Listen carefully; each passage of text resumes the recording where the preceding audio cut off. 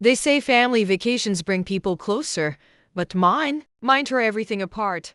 My name is Haley Monroe. I'm 28 years old, a photographer, a daughter, and for a long time I thought I was the broken one in the family. I thought I was the one who needed to shrink, apologize, make things easier.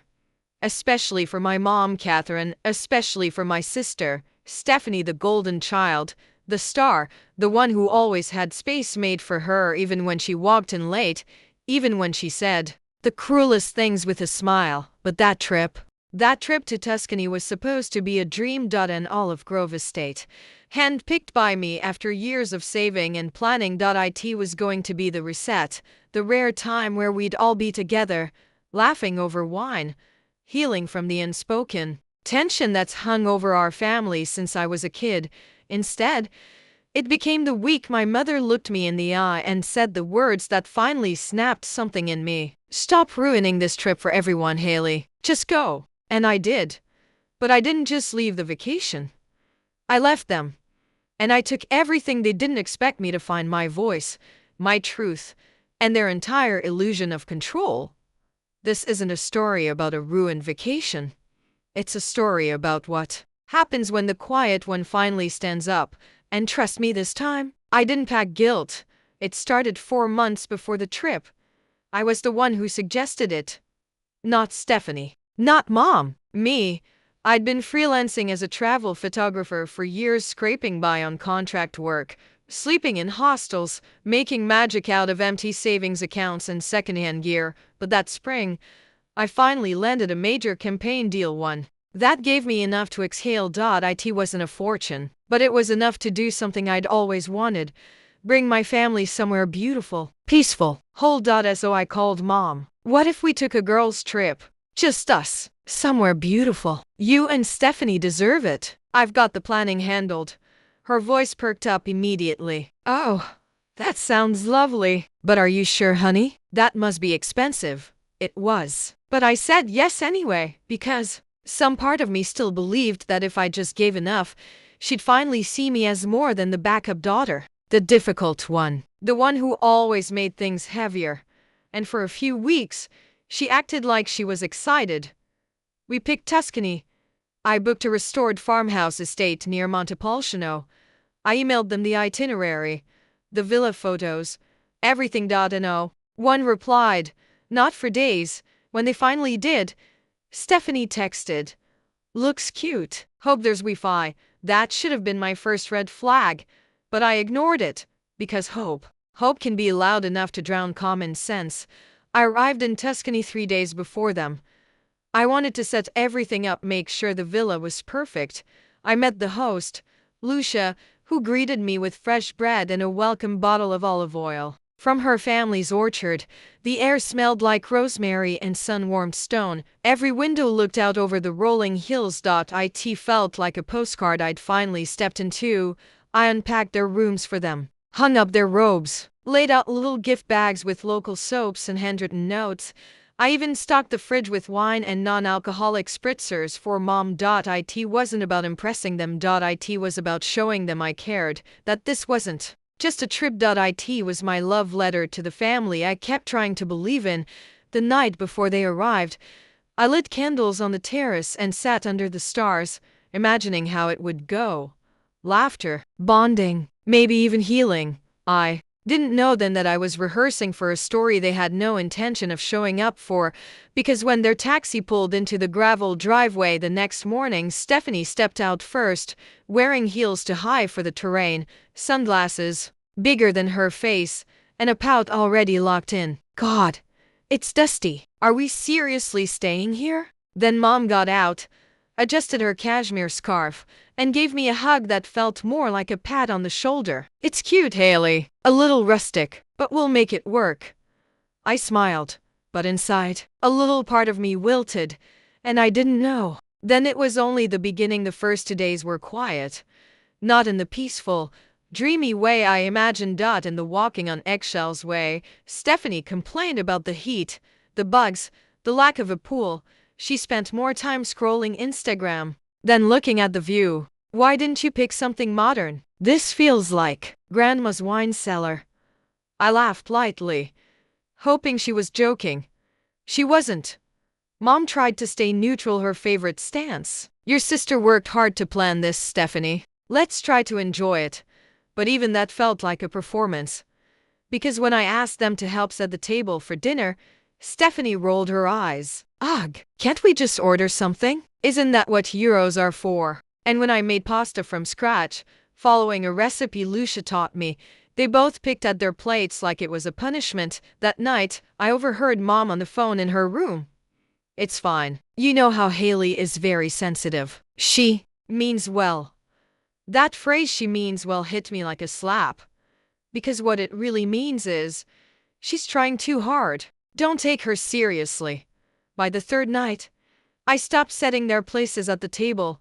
I started eating out back, under the olive trees, alone, and every time I heard them laughing from the living room, I wondered how I could feel this. Invisible on a trip I gave everything to plan. On the fourth day, I planned a vineyard tour. A full-day experience.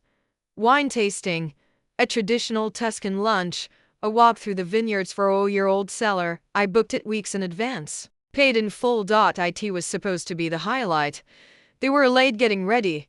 Stephanie refused to wear the shoes I suggested. These boots are designer, Haley. I'm not stomping through mud like a tourist. We arrived 30 minutes late. The host was gracious, but the energy was off. Stephanie kept interrupting the guide to ask if there was a bathroom. Mom answered work emails from her phone during the tasting. When lunch was served, a 3-course countryside meal under a pergola, Stephanie turned up her nose at the lamb and asked for bread. Do they not have gluten-free options in this country? I wanted to disappear, but I smiled, nodded, pretended it was fine. Until the end, when the guide offered to take our photo, I handed her my camera. Stood between Mom and Stephanie, trying to steady my breathing as the shutter clicked. Stephanie muttered just loud enough for me to hear, "You really thought this was going to fix us, didn't you?" I turned to her, stunned. What? She shrugged. This little trip, you playing hostess, trying to force some emotional breakthrough like we're in a Hallmark movie. Mom didn't say a word, didn't defend me, just looked away. And in that moment, I felt something inside me fracture. Not because of what Stephanie said, but because of what Mom didn't. That night, I waited until Stephanie was in the shower. Mom sat at the kitchen table, swirling tea she hadn't touched. I stood across from her and said it calmly, but with a fire I could no longer swallow. You heard her. She looked up. Who? Stephanie? At the vineyard. She blinked slowly, like pretending she didn't understand would save her. She didn't mean it like that, Haley. That was her favorite phrase. The universal eraser. She didn't mean it. You're reading too much into it. Can't you just let it go? I didn't let it go. You let her talk to me like that. You always have, Mom sighed. This trip was supposed to be about relaxing. I laughed cold and sharp. Relaxing for who? I planned everything, paid for everything. I tried so hard to make it special. And all I got in return was eye rolls and whispers and being talked about like I'm some pitiful burden. She looked offended. Don't twist this. We appreciate you. You just make things difficult sometimes. That's when I said it. The thing I'd never dared speak aloud. You don't like me. You've always preferred her. I could never do enough to be enough for you. Her face tightened. That's not fair. No, it's honest. And in that silence, I saw something flicker in her eyes, not regret. Recognition, like she finally saw I wasn't the same girl who used to cry herself to sleep wondering why love had to be earned.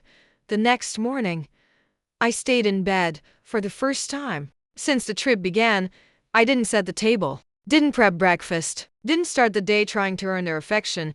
I was tired. Not just physically, but soul tired. The kind of tired that sits in your bones after years of making yourself small so other people can feel big. Eventually, I got up, walked into the kitchen in my pajamas, hair unbrushed. Mom and Stephanie were already eating, laughing, over fresh toast I hadn't made. I stood at the doorway, invisible again, until Stephanie saw me and smirked. Look who finally decided to join the group. Mom looked me up and down, then added, Haley, could you at least try to not bring down the mood? This trip has been hard enough with your energy. I blinked. My energy? She didn't flinch. You've been sulking, making everything heavy. Stephanie and I are trying to have a good time, and you're always ruining it. Ruining it. That's what she said. Like I was a storm cloud that blew in unwanted. I stood frozen. And then, she added one last blow. If you can't be grateful and enjoy yourself, maybe you should just go. There it was. The sentence that burned everything down. Maybe you should just go. So I did. I turned, walked to my room, packed my bag, in silence. And this time, I didn't cry, because something in me had finally snapped, not in anger, in clarity. I packed slowly. Not out of hesitation, out of reverence. Because this wasn't a rushed exit. This was a choice. The kind you make once and never go back on. I left the candles I brought in the room. The robe I'd ironed for Mom still hung on the back of the door. The soaps sat untouched in their gift bags. Before I zipped my suitcase, I sat down and wrote a note. Not long, not dramatic, just honest. Since the moment we arrived, I've been trying to prove something that should have already existed. Love. Not the conditional kind. Not the kind that smiles in photos and slices behind closed doors. Real love. I planned this trip because I thought we could heal. But I see now some wounds aren't mine to fix. I'm not ruining this trip. You already did. I'm just finally choosing to stop pretending otherwise. Don't call. Don't text. I'll be building a life where I no longer have to beg to be included in it. I left it on the kitchen counter. Stephanie was in the garden, posing for selfies. Mom was pouring more tea. Neither of them looked up as I wheeled my suitcase through the door. Not that I expected them to. Because this time, I didn't want them to stop me. I wanted them to feel what they'd spent years ignoring. The absence of someone who always showed up until she didn't. I took the earliest train to Florence. The station was quiet. The kind of quiet that felt not empty. As the countryside rolled by, I sat with my journal in my lap and silence in my chest. Not the silence of avoidance, the silence of finally being done. When I arrived in Florence, I checked into a small boutique hotel I'd bookmarked months ago. It had vines trailing down its stone walls and a balcony that overlooked the Arno River. I spent the first day doing nothing. Not sightseeing, not capturing content. Just being. It felt foreign, but safe. On the second day, I wandered into a gallery. Not for work, for wonder. And I stood in front of a painting I couldn't stop staring at, an abstract piece of gold and ash and crimson. Something that looked like destruction and rebirth at once. The gallery owner came up behind me. That's called fracture. But most people say it feels like healing. I smiled. Yeah, that makes sense. I didn't tell him why I was there. Didn't tell him about the trip or the family or the moment I chose to walk away. But in that moment, it didn't matter. Because I felt more seen by that painting than I had in 28 years of family holidays. And that night, sitting on my balcony, I made a vow. No more shrinking. No more proving. No more returning to places I was never welcome. Just peace. And the first real glimpse of joy. Florence changed me. Not with grand gestures, but in the small, slow ways that freedom always does. I started eating slowly, walking deliberately, laughing out loud without wondering if it was too much. I turned off notifications, stopped checking to see if they had texted, because silence isn't scary when you've made peace with who you are. I stayed for 3 weeks, shot photos only when I felt moved, not obligated. I met a woman named L.A. in a cafe who ran a digital art magazine. She asked about my work. I showed her a few shots from the villa, sunlight streaming through arches, shadows of olive trees. She was stunned. You have a gift for turning pain into atmosphere, she said. Do you ever write? It stopped me, because I hadn't written anything for real in years, just notebooks full of wounds. But that night, in my hotel room, I opened my laptop and began typing. They told me to stop ruining the trip, so I left and took their illusions with me. That line became an essay. The essay became a submission. The submission became the start of something I didn't even realize I was building. A new name. A new direction. A voice that no longer waited for permission to be loud. By the time I boarded the flight home, I wasn't the girl who begged for a seat at their table. I was the woman setting her own. Coming home was like stepping into an old shirt that didn't fit anymore. My apartment looked the same, but I didn't. I was softer in the places that used to be rigid, firmer in the places I used to bend. There were messages waiting for me, dozens. A long thread from Mom, all passive concern and shallow guilt. We didn't mean it like that. Can't we talk? You took everything so personally. Haley, Stephanie's just under a lot of stress. Don't throw away your family over a misunderstanding. I didn't respond, because silence is a response. And mine was carved from peace, not spite. Instead, I focused on what was next. My photos from Tuscany were selected for a gallery feature. The essay I wrote in Florence, it went viral. Thousands of women messaged me saying, "Thank you for saying what I've never dared to." I signed a publishing deal, started speaking at retreats, created an online course, rewriting the narrative from emotional exile to empowered return. Mom found out eventually. So did Stephanie. Someone tagged them in a post from a podcast interview I gave titled, "They Told Me to Leave, So I Did, and Took My Power With Me." That was the moment the real revenge landed. Not a scream, not a slam of a door, but success. Built quietly, without them, without asking, without returning, because the truth is, they didn't break me. They revealed me. They told me to leave, so I did. But what they didn't realize was that when I walked out of that villa in Tuscany, I wasn't just leaving a vacation. I was leaving the version of me who kept waiting for them to change. And on the plane ride home, I didn't cry. I didn't even replay the moment in my head like I usually did, looping it with shame or doubt. I sat in the window seat with noise-canceling headphones and wrote out a list on a napkin. Things I will no longer explain. Places I will no longer show up small. People I will no longer beg for love from. By the time we touched down, the list was full, and I was empty in the best way.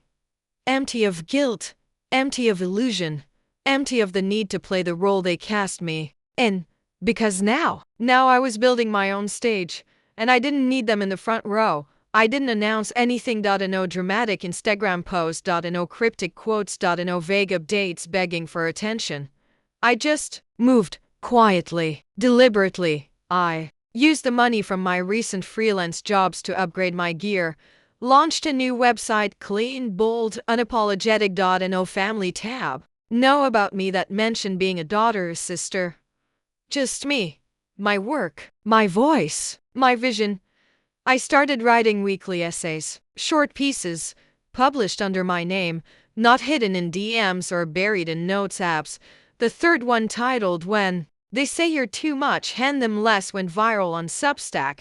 Within a week, I had 20,000 subscribers, not because I begged people to listen, but because I finally stopped censoring the truth. Brands started reaching out, podcasts, even a creative agency in Amsterdam offered me a 6-month remote residency, and all the while, I didn't post a single update that included Stephanie or Mom. I think that's what burned them the most. Because the girl who used to document every family holiday, every birthday cake they forgot to bake, every table she sat alone had gone completely silent. And for people who thrived on being seen in my light, that silence was louder than any speech. The first message from Mom came in the form of a voicemail. No hi, honey. No real apology. Just her voice, measured, careful, laced with self-pity. "I don't know what you want from me, Haley. I've been trying. I'm sorry if you misunderstood what I said on the trip, but that wasn't the intention. You're taking things so far, and I wish we could just talk." That word again. Misunderstood. As if my entire existence had been one long misinterpretation. I didn't call back, not because I was angry, because I had nothing left to explain. A few days later, Stephanie emailed me a link to a TikTok, some influencer ranting about cancel culture inside families. The caption read, "You might want to watch this." I blocked her, then poured myself a glass of wine and sat on my balcony under a sky that didn't ask me to shrink, because the truth is, people who refuse to acknowledge your pain will always accuse you of overreacting when you finally name it. They'll rewrite the story as fast as they can, if only to preserve their starring role as the victim. But I had stopped playing that game. And every time I ignored a call, every time I refused to walk back into the trap of let's just forget it ever happened, I was reclaiming my sanity, one silent, sacred boundary at a time. The Amsterdam residency was a dream. A 6-month project with paid housing, a creative budget, and a solo exhibition at the end. When I got the offer, I didn't hesitate. I signed the contract, booked my flight, and sent exactly one text to Joy, my only real friend who'd stayed through it all. I said yes. Europe is next, she replied instantly. Finally, the world gets to see you the way I always have. I left in January. Cold air, clean slate. My flat was small but beautiful wood beams. A skylight, a tiny espresso machine that hissed like a cat. Each morning, I walked the canal with my camera.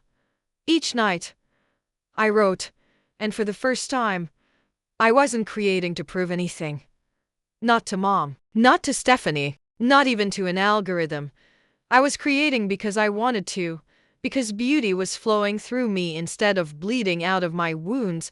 The gallery director, Anouk, asked to preview my early pieces. She studied each frame: portraits of strangers, empty chairs, broken mirrors, self-portraits with my face half in shadow. This is grief, she said, but it's elegant. You made mourning into art. I didn't correct her, because she was right. This wasn't bitterness. This was the aftermath. And when you survive betrayal this deep, success isn't revenge, it's resurrection. By spring, the gallery was buzzing. My exhibit had a title. The Exit Wound. It featured my Tuscany photos, yes, those Tuscany photos, but they weren't about the villa anymore. They were about what couldn't be seen. An empty chair at dinner, a robe draped over a closed door, a suitcase left on a stone step, with footprints leading away. Each piece had a one-line caption. One of them read, "They asked me to leave. I took the light with me." It got picked up in a local arts blog, then a travel magazine, then a women's digital magazine with millions of readers, and then people started paying attention. I got an invitation to speak at an international women's summit in Berlin. The email's subject line read, "We've followed your work. Your silence has been the loudest mic drop of all." But with the spotlight came shadows. Stephanie DM'd me from a burner account. "Funny how your whole personality is hurt girl now. You're obsessed with being the victim. You're welcome for the content." I stared at the message for a full minute, then deleted it, blocked the account, and wrote a new essay that night. They'll always call you bitter when you finally tell the truth they've buried for years. But bitterness isn't truth. It's unprocessed rage, and I've already built something better. It was read over 300,000 times in 2 days, and every time someone shared it with the caption, "This is me," I healed. Just a little more. The email came from a lawyer. My Dad's mother had passed. She'd left something behind for me. I hadn't seen her in years. Mom always claimed she was difficult and stuck in her ways. But what she meant was that Grandma Eleanor never liked how my mom treated me. She once told me, when I was 19 and crying in her kitchen, "You don't have to let people treat you like a backup plan just because they share your DNA." Now, apparently, she'd left me something in her will, a trust account, and a letter. I flew back to the States to receive it in person. The letter was short, typed, but signed in her soft, looping cursive. "To Haley, I watched you dim yourself for years so they could shine. I wish I'd said more, done more. This is for your next chapter. Don't waste it proving anything. Just live. Love. Grandma." The trust account, $1500.it, wasn't life-changing money, but it was freeing. Money not tied to guilt or strings for the illusion of love. And the lawyer said something that stopped me. "You were the only grandchild mentioned. Stephanie got nothing. Neither did Mom. And for the first time ever, someone in my family had chosen me. I didn't spend the money quickly. I let it sit, like a warm light in the corner of a room I used to keep dark. I knew exactly what I wanted to do with it. Something that would last. Something that didn't need anyone else's permission to exist. I opened a creative retreat space in the Hudson Valley, a restored farmhouse on 12 acres, built by women for women, writers, artists, photographers, daughters, especially daughters who'd spend their lives apologizing for not being easy enough to love. I called it The Quiet Return, not because I wanted to go back, but because I wanted to offer what I never had: a place to come home to where you didn't have to explain your pain first. Within 3 months, it was fully booked for the year. I offered scholarships, hosted grief circles, led writing workshops, and I never advertised it as revenge, because it was It was restoration. My favorite guest review read, "I arrived broken. I left reminded of who I was before they told me I was too much." And as I walked the gravel path outside the house each morning, coffee in hand, camera around my neck, I realized this was the truest version of success. One no one in my family could fake, borrow, or erase. The letter came by mail. Not email, not a voicemail. Handwritten. I knew the handwriting before I even opened it. Mom. I sat on the back porch of the retreat house and held the envelope for a while, not with dread, just curiosity. I didn't need anything from it, but I wanted to see if, for once, she could say something real. It was short, carefully written, no corrections. "Haley, I've been following your work. I didn't realize how much I'd hurt you. Or maybe I did and didn't want to face it. You always gave more than you got. And I let you. I wish I had the right words. I don't expect you to forgive me, but I want you to know I see you now. And I'm sorry I didn't earlier. That was a no excuses, no deflection, just words, too late maybe, but real." I folded the letter, tucked it into my journal, and whispered to myself, "I don't need to go back, but I'm glad I don't hate her anymore, because sometimes peace doesn't come from reconciliation. It comes from release." The TED Talk came unexpectedly. A producer reached out after reading one of my essays, the one titled, "When They Told Me to Leave, I Learned to Stay with Myself." She said the theme for their event was reclaiming space. "We think your story could shift the room," she said. I hesitated. Not because I didn't have something to say, because I wasn't sure I wanted to go back through it again out loud, but something in me whispered, "You're not reliving it, you're reframing it."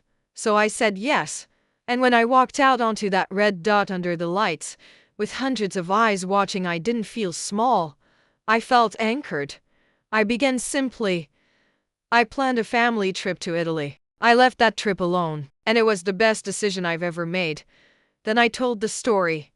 Not with bitterness, not with rage, with clarity, with grace. And when I finished, silence, then a standing ovation, and afterward, a woman hugged me and whispered, "Thank you. I've been afraid to leave, but now I know I can." That's when I understood this was bigger than revenge. This was permission. Heal. Choose yourself. Be the one who walks away and builds something better. After the TED Talk aired, everything changed. My inbox overflowed. People I didn't know shared pieces of my story in their own words. I was a Haley in my family. I didn't leave Tuscany, but I left a dinner table I never belonged at. Thank you for helping me remember that I'm not wrong for needing more. A publisher reached out, asked if I'd consider writing a book. I already had a title in mind. The seed I set for myself. Because that's what this all came down to. Not revenge, not closure, ownership of my story, my voice, my peace. I accepted the deal. But before I started writing, I went back to Italy, not to the Villa Florence. I rented the same hotel room, stood on the same balcony, and whispered the same vow again, but louder this time. No more shrinking, no more proving, no more pretending they didn't break something sacred. And as the sun dipped behind the hills, I realized I didn't need them to see me. I didn't need them to change. Because the woman I became in their absence, she's the version of me I was always meant to be. And from now on, she's the only one I'll answer to. They thought telling me to leave would break me, that I'd come crawling back, that I'd need them to feel whole again. But what they didn't expect was what I'd become when I stopped needing them to love me in order to love myself. Because when you walk away from a version of yourself built on apology, you don't just leave people behind. You leave patterns. Guilt, shame, the quiet panic of always checking the room to see if you're too much. In part 3, I stopped doing that. I stopped explaining my absence, stopped softening the truth. I published my book. I stood on stages they weren't invited to. And I watched as the world listened, not because I screamed, but because I survived out loud. The book launched in the fall. No billboards, no flashy campaign, just a quiet rollout through indie bookstores and word of mouth. It was called The Seed I Set for Myself. The subtitle, A Daughter's Story of Leaving, Returning to Herself, and Never Looking Back. I didn't expect it to do much. I thought maybe a few thousand people would read it. Instead, it became a movement. Readers began posting photos of themselves holding the book at dinner tables, in old bedrooms, on trains, outside courthouses after custody hearings. The captions were hauntingly familiar. I was always the one who made peace. Until I walked away. I left the family group chat and started therapy. This book was the permission I needed. I set my own seat. I'm not looking back. It was beautiful. And it was triggering. Because with every story came echoes of mine. And with every echo came memories I thought I'd buried. The night they laughed without me. The morning they told me to go. The letter that came too late. I didn't drown in it, but I waded through it again. And that's the thing about healing. It's not a ladder. It's a spiral. Sometimes you rise, sometimes you loop, but if you keep walking, you eventually find yourself back where it started, this time with a torch.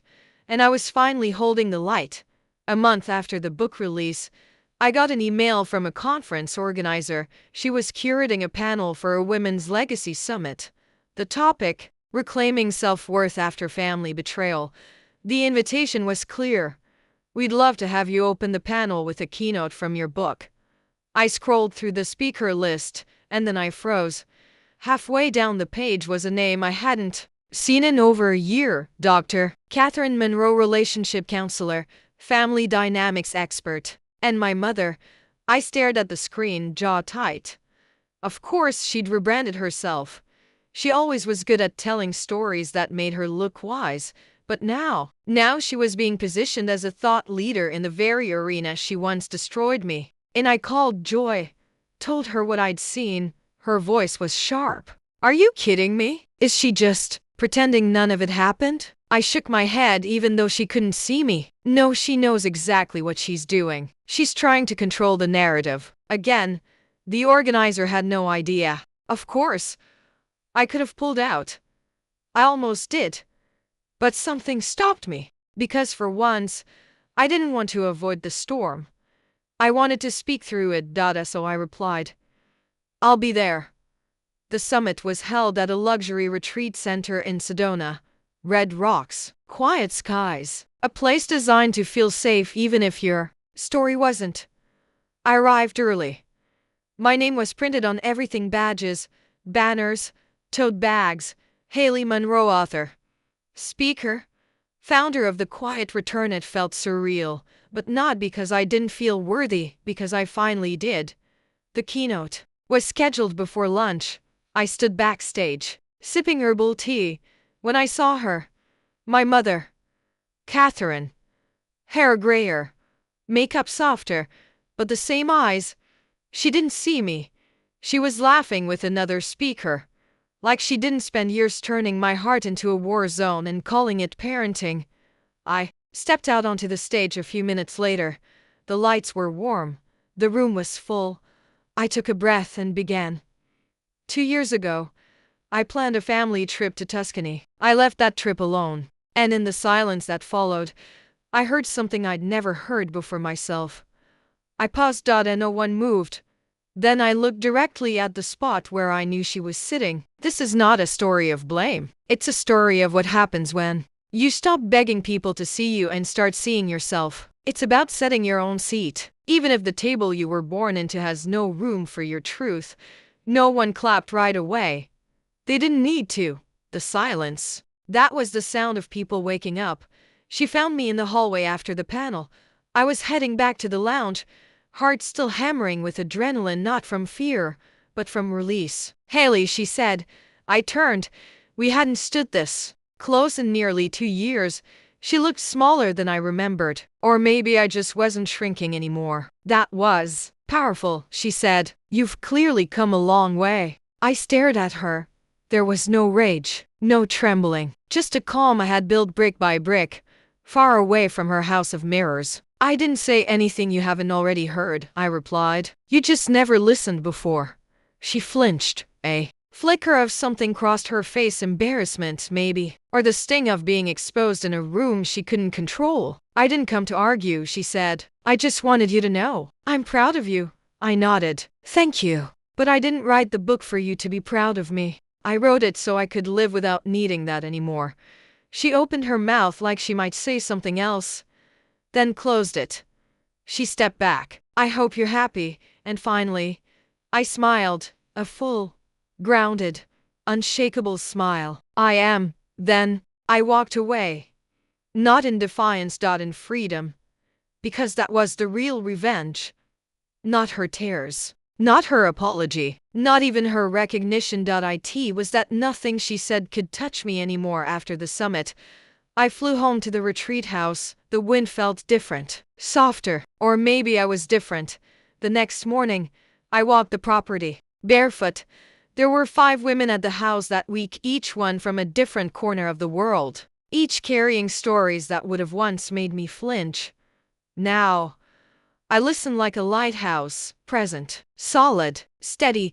One of the women, her name was Ramona, stopped me in the kitchen. "You wrote the book, right?" I nodded. She reached into her tote and pulled out a worn copy of the seed I set for myself. Bent pages, highlighted paragraphs, notes scribbled in the margins. "I brought this with me because I needed to believe I could leave and still be whole. Now I know I'm not broken. I was just surrounded by people who needed me to believe I was." I didn't say anything for a moment. Then I said, "That's exactly why I wrote it." She hugged me. Not like a fan, like a sister. And that's when I realized I didn't just walk away from my family. I walked into something better. A circle, a sanctuary, a legacy. Where love wasn't rationed. Where truth wasn't punished. Where healing wasn't optional, it was sacred. The email subject line read, "Film Rights Inquiry."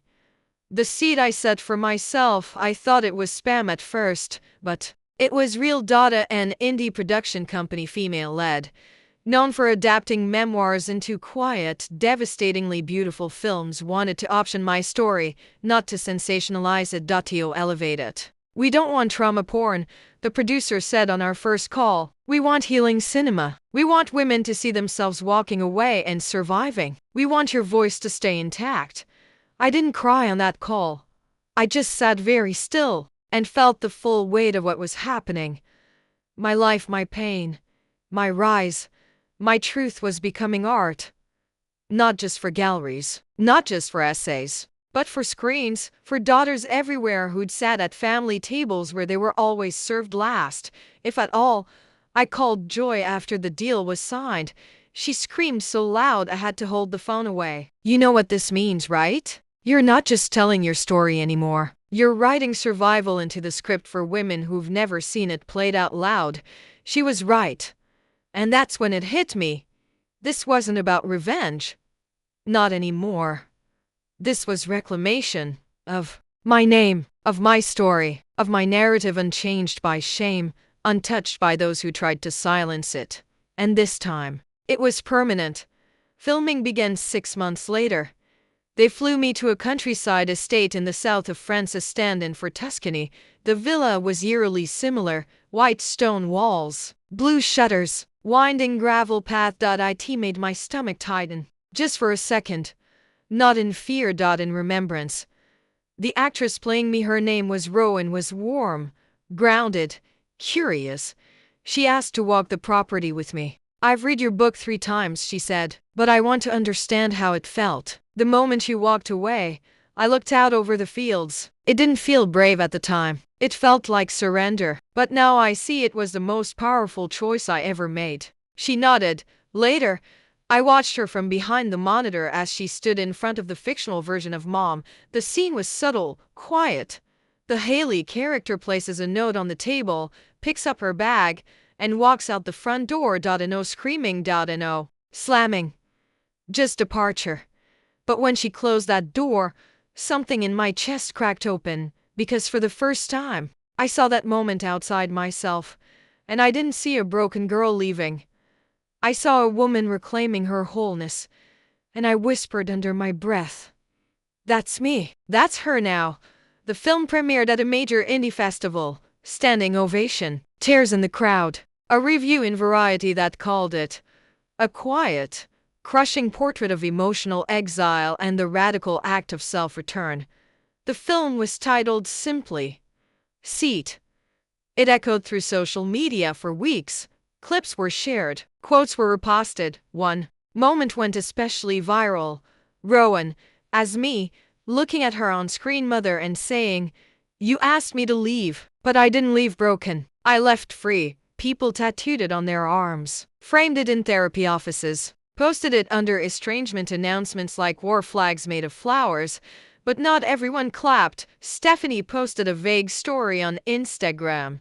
Funny how some people become famous for being ungrateful, then another.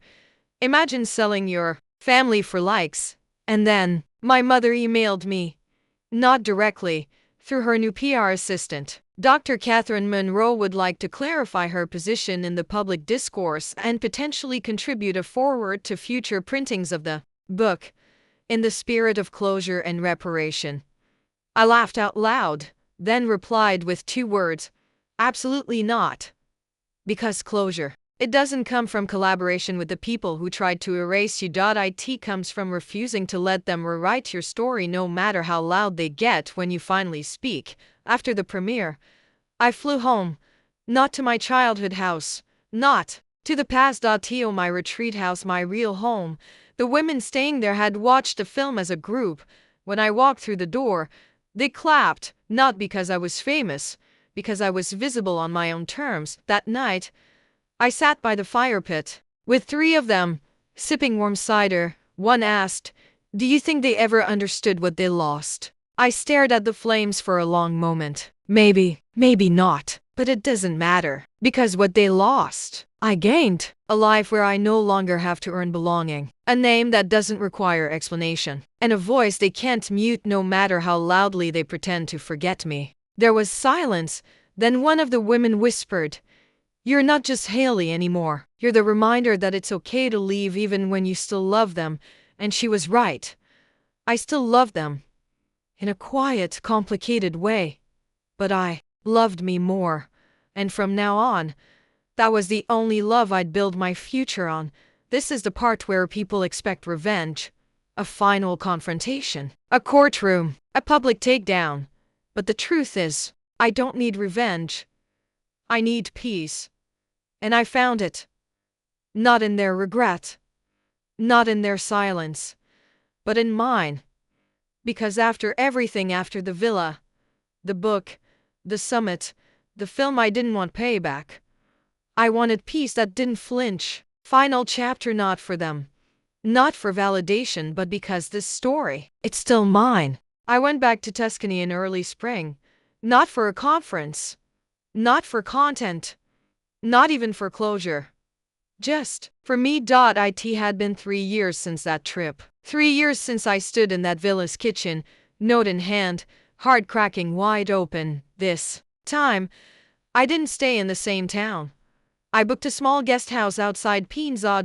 It had no wi-fi. No concierge, just lemon trees, stone walls, and a dog named Lupo who followed me around like we'd known each other in another life.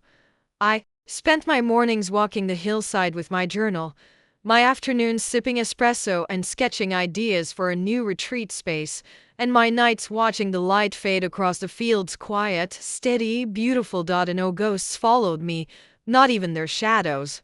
And that's when I realized this wasn't about making peace with the past. This was about finally believing I deserved the kind of life I kept trying to offer them. Simple, sacred, mine. On my last day, I stood in front of the guest house and whispered the words I wish I'd said back then. This was never about them. It was always about me. And I'm finally home. I started writing again. Not because I needed to process something, but because I had something to say. The second book wasn't about survival. It was about sovereignty, about what happens after the fire dies down, after the door slams, after the silence stops being terrifying and starts becoming sacred. I titled it The After Room. It was built like a home, chapter by chapter, like rooms you walk through. The entry the moment you leave, the kitchen, the stories we inherit and try to digest, the bedroom, rest, dreams, boundaries, the study, the wisdom that arrives in stillness, the garden, joy that doesn't ask for permission. But this time, I didn't just write my story. I invited others, women, from my retreats, readers who'd emailed me lines that stopped my heart, strangers who sent handwritten letters about walking away from fathers, sisters, cultures, expectations. Each contributed a page, and as the manuscript grew, so did something inside me. Not pride, not ambition, but belonging. Not to a family I had to earn, but to a truth I had built by hand, sentence by sentence. And this time, no one else got to edit it. When the publisher announced the new book, the invitations came fast: interviews, features, a book tour, a national award. The headline read, Haley Monroe named Voice of the Year. I should have felt euphoric, but instead, I felt still, like I was standing in a room filled with echoes and I didn't need to shout anymore.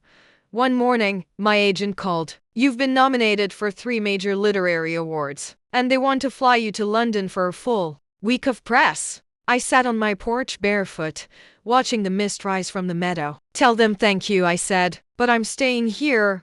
Silence. Then, are you sure? I'm sure. I don't want a spotlight right now. I want a garden, a quiet room, a life that doesn't need to be seen to be sacred. She didn't argue, because she knew. This wasn't a retreat. It was a declaration that I no longer needed outside applause to validate my voice. I had already heard it echoing back to me in every email, every letter, every moment someone whispered, I finally left too, and that was worth more than any trophy. I hadn't heard from them in over a year, not since the film, not since the book, not since I said absolutely not to the request for a foreword. But one afternoon, a card arrived. A no return address. Inside, a short note. From my mother. I know I'm not owed anything. I'm not writing to be forgiven. Just wanted you to know. I've read both books. You're right. I didn't see you, but I see you now. I hope that counts for something. I folded the note slowly. Not angry, not moved, just grounded. I didn't respond. Not because I wanted to punish her. Because this chapter didn't require her voice.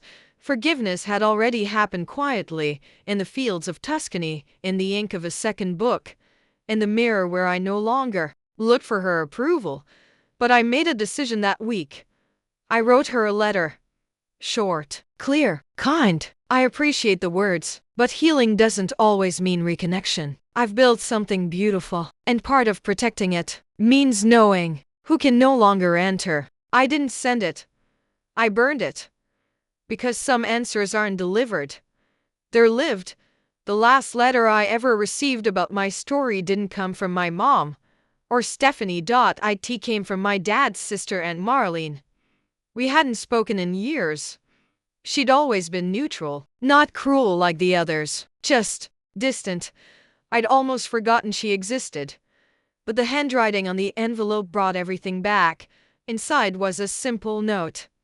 Haley, I saw your film. Read your books. I cried through most of it, not because I didn't know, but because I did and said nothing. I watched the way they treated you, the silence, the dismissal, the blame. I thought staying out of it made me respectful. Now I know it just made me complicit. I'm sorry. I should have stood up for you. You've become someone I wish I had the courage to be when I was your age. Thank you for telling the truth so the rest of us might remember ours. I read it 3 times. Not because it hurt, because it healed. I didn't need her approval. I didn't even need her apology. But I tucked the letter into the back of my journal, anyway, because that's what peace feels like sometimes. Not fireworks, just a soft landing in the place you always belonged. That fall, I opened a second retreat house. This one was in the Pacific Northwest, thick evergreens, wood-burning stoves, rain tapping the windows like an old friend. I called it the threshold, because that's what this chapter had become for me, not an ending, a crossing. This new space wasn't about grief. It was about re-entry, the part of the journey no one talks about, where you've walked away, healed, written the book, stood on the stage, closed the door, and now you're not lost, but you're not quite home yet either. So I built a space for that. We hosted workshops called After the Silence, building what comes next, how to take up space without explaining it, what to do with the love they didn't return. And every month, women arrived from everywhere, some with suitcases full of journals, some with nothing but the decision that they were finally done shrinking. We didn't promise transformation. We promised a threshold, a place where they could stand still long enough to realize, I'm not who I was, and I don't have to become who they needed either. I get to choose, and choice, that's the real healing. One evening, I was sitting on the back steps of the threshold, a blanket over my lap and a cup of ginger tea in hand, when a guest named Amina approached quietly. She had just finished her final workshop. A soft-spoken writer from Morocco, in her 40s, with the kind of eyes that looked like they'd seen entire storms and survived them. She sat beside me in silence for a while. Then she said, I used to think freedom meant leaving, but now I think it's what happens after, when you realize you're no longer checking the rearview mirror. I smiled, because she was right. For so long, I thought the moment I left the villa in Tuscany was the apex of my story. But it was T.id was the threshold. Freedom didn't come from the leaving. It came from the becoming that followed.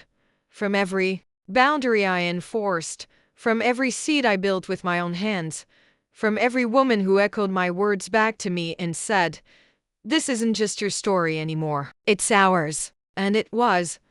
Because when you survive in silence for long enough, telling the truth becomes more than healing. It becomes a mirror for others to finally see themselves. And that's all I ever wanted. A mirror. A doorway.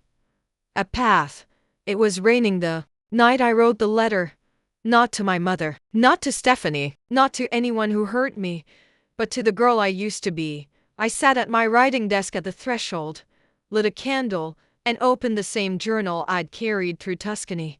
And I wrote, Dear me, I know you're tired. Tired of being the bigger person. Tired of walking into rooms where love feels conditional. Tired of holding your breath every time someone you love sharpens their tongue. You think walking away will make you the villain. You think speaking the truth will make you alone. You think silence is safer than saying, this isn't love, not the kind I deserve. But I want you to know something. One day, you will stop asking them to see you. You will leave not in fury, but in clarity. And that leaving will become your homecoming. You will build things they'll never understand. And you'll realize the love you craved was never theirs to give. It was always yours to find right here, in your own hands. I folded the letter, slid it into the back of the journal. Not to forget, but to remember how far I'd come. Because the girl who once begged to stay, she became the woman who knew exactly when to go. They asked me once, in an interview, if you could say one last thing to the people who pushed you out, what would it be? I paused, not because I didn't have words, because I had too many. But then I smiled, slow and certain, and said, nothing. Because the loudest thing I've ever said to them was leaving. And I meant it. This story didn't end in a courtroom. It didn't end with a public fight, a bitter reunion, or a photo op apology. It ended in a field in Tuscany. In a letter to myself, in a quiet retreat house with a garden full of women who no longer ask for permission to be seen. It ended in peace, the kind that doesn't need to prove itself, the kind that doesn't demand justice, the kind that whispers, "You survived, you rose, and now you belong to you." Not to their memory of you, not to the shame they tried to drape over your shoulders, not to the room you were once kicked out of. And that is the most beautiful ending I could have written, because they told me I was ruining the trip. But really, they were just terrified I'd realize I was the destination all along.